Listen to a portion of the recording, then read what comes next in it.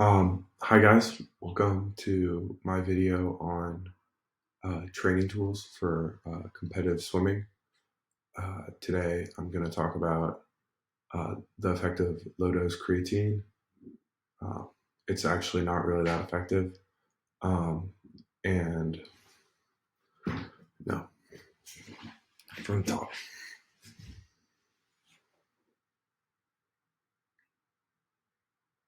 Hi guys, I'm making this video because I know many people are curious about my training tools for high swimming performance. Today I'm going to talk about them. To start off, we're going to talk about low-dose creatine on swimming performance. This is something I don't currently take, um, and I don't think I will take for reasons we'll get into. But it is something I think I would take when I start getting a little older. So like, I don't know, like 45, 50. For reference, I'm only 17, so a little while to go for that. Um, but I think the science is there for low dose creatine, especially in men, um, for for just maintenance. But anyway, um, for swimming, I'm primarily basing this based on this paper, but I've read quite a few. This university in England actually has surprisingly fast swimming. But anyway, what they found out was that creatine, the thought was that it could be a training tool, and that in theory, through the creatine phosphate system, it could increase power output and speed and strength in swimming.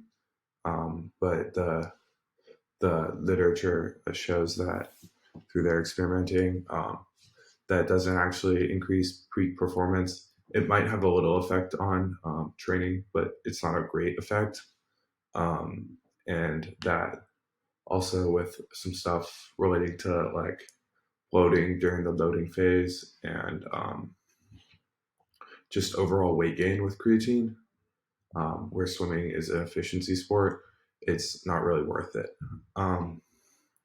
Something that is worth it though is sodium bicarbonate. This is a training tool I actually use. I use it for performance as well. It's really good for repeat efforts, and we'll get into why. I'm basing this on an article shown here, effects of sodium bicarbonate ingestion on swimming performance in youth athletes. This is out of Poland. I'm not going to try to pronounce these last names of the first authors, but the science looks good and it's a good article to read. I'll link it. But anyway, I'll get into why it works. So this is the anaerobic respiration system in sprint events, especially primarily anaerobic respiration for athletes. So this is glycolysis. You produce 2-pyruvate, which then produce 2-lactic acid. The thing with lactic acid is it's in equilibrium with lactate and this hydrogen ion, which increases muscle acidity, and muscle acidity decreases speed and leaves you looking like this. And that's not what you want while training. So what does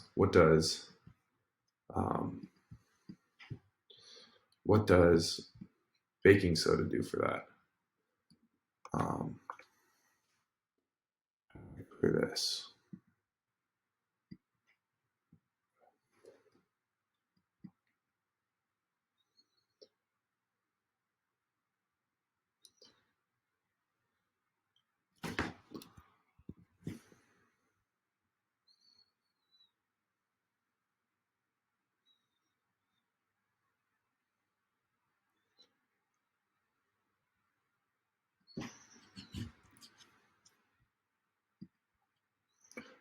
in any way, that leaves you looking like this, and that is not what you want for competitive swimming or competitive athletics for any sport for that matter.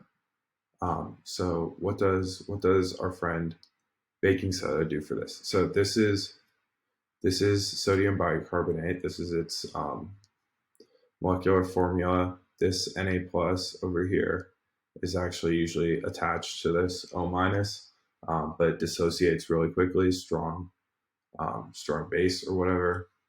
I'm no longer taking AP chemistry, so I'm not going to pretend to know that. But okay, you have this extra acid, right? And you have this extra acid here, right?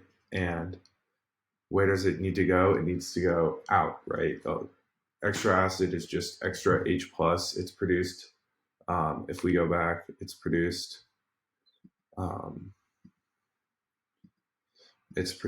in this process over here. You get this hydrogen ion. We don't want that. That makes you tired. That makes you slow. That's your extra acid. And what happens is the extra acid can now go over here to the O minus and like come over here.